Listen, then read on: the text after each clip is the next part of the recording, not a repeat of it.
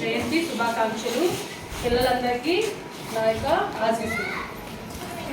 ఈరోజు మనము జాతీయ మహిళా ఉపాధ్యాయ దినోత్సవం జరుపుకుంటున్నాం. ఎందుకు జరుపుకుంటున్నాము అంటే సావిత్రిబాయి పూలే గారు చేసినటువంటి కృషి ఫలితమై ఈరోజు ఆడపిల్లలు అనేది వాళ్ళ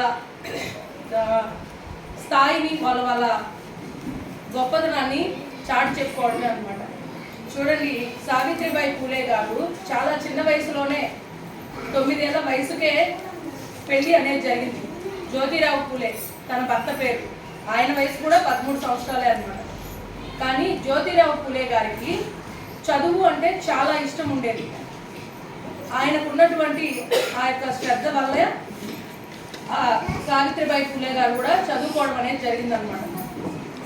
సావిత్రిబాయి పూలే గారు ఒక మాట చెప్తారు. ఆవిడ తొలి ఉపాధ్యాయురాలు మాత్రమే కాకుండా సంఘ సంస్కర్త, ఇంకా కూడా కవయిత్రి కూడా. ఆమె కావ్య పూలే అనే కవితని కూడా రాశారు. ఆ కవితలో ఒక మాట ఏంటి అంటే, కన్ను లేకపోతే మనకు చూపు అనేది ఉంటుందా? మన శరీరంలో అతి ముఖ్యమైన బాడీ పార్ట్ ఏది అంటే ఏం చెప్తాము? కళ్ళు అని చెప్తాం. అలానే జీవితంలో కూడా విద్య అనేది చాలా అవసరం. మన బాడీకి కన్ను ఎంత అవసరమో విద్య అనేది కూడా మన జీవితానికి అంత అవసరం అని చెప్తారు. ఎవరు? సావిత్రిబాయి పూలే గారు. మన భారతదేశంలోనే మొదటి గర్ల్స్ హై స్కూల్ని స్థాపించింది సావిత్రిబాయి పూలే గారు. మొత్తం మీద 52 పాఠశాలల్ని స్థాపించారు. ఎప్పటికీ అంటే మనకు స్వాతంత్ర్యం అనేది రాకముందే. చూడండి, మనం 1947 నుంచి స్వాతంత్ర్యం వచ్చింది అనుకుంటామా? స్వాతంత్ర్యం రాకముందే అంటే 18వ శతాబ్దంలోనే 52 స్కూళ్ళని గర్ల్స్ హై స్కూల్ని స్థాపించారు. చూడండి, స్వాతంత్ర్యం తర్వాత నుంచి మనకి తెలుసు, మనం ప్రతి ఇయర్కి 2 times చెప్పుకుంటుంటాం కదా. స్వాతంత్ర దినోత్సవం రోజు, గణతంత్ర దినోత్సవం రోజు ఏం చెప్పుకుంటాం? మనకి స్వాతంత్ర్యం వచ్చింది అని చెప్పుకుంటాం. అట్లాంటిది స్వాతంత్ర్యం రాక ముందు 100 సంవత్సరాల ముందుగానే ఆడపిల్లల చదువు కోసం ఎంత కష్టపడ్డారంటే వాళ్ళు, అంటే సావిత్రిబాయి పూలే, జ్యోతిరావు పూలే ఇద్దరు కూడా. ఆ సమయంలో చాలా అంటరానితనం, కుల వ్యవస్థ అనేవి చాలా ఎక్కువగా ఉండేవి. అంటే ఎవరంటే అమ్మాయిలు బయట వెళ్తే ముఖానికి పరదా వేసుకునే వెళ్ళాలి, అమ్మాయిలు అంటే వంట రూమ్లో ఇంటి పనులలోనే ఉండాలి అనే ఆంక్షలు ఎక్కువగా ఉండేవి.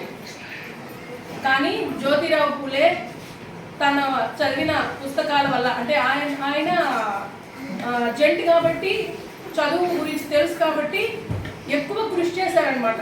ఇప్పుడు పురుషాధిక్యం అనేది ఉంది కదా, దీనిలో నుంచి ఆడవాళ్ళని కూడా బయట తీసుకురావాలి, అది నా భార్య నుంచే నేను మొదలు పెడతాను అని సావిత్రిబాయి పూలే గారిని చదివించడం అనేది జరిగింది. ఆ స్ఫూర్తితోనే సావిత్రిబాయి పూలే అంటే అమ్మాయిలకి, ఆడపిల్లల్ని మీరు చదవాలి, మీరు చదువుకుంటే మీకు ఎలాంటి లక్షణాలు అనేవి వస్తాయి, ఎలాంటి గుణాలు అయితే మీరు నేర్చుకుంటారో అవన్నీ కూడా నేను మీకు చెప్తాను అని చెప్పి స్కూల్ స్టార్ట్ చేసింది అనమాట. ఆవిడ మనము ఇంతకు ముందు స్కిట్ కూడా వేయించాము అమ్మాయిల దగ్గర, మన పిల్లల దగ్గరే. జయశ్రీనే సావిత్రిబాయి పూలేగా ఉంది.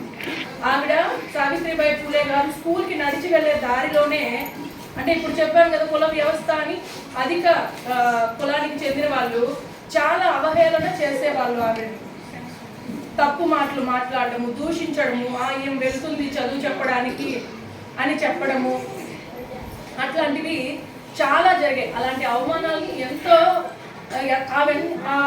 అవమానాలని ఆవిడ ఆశీర్వచనాలుగా తీసుకున్నారనమాట.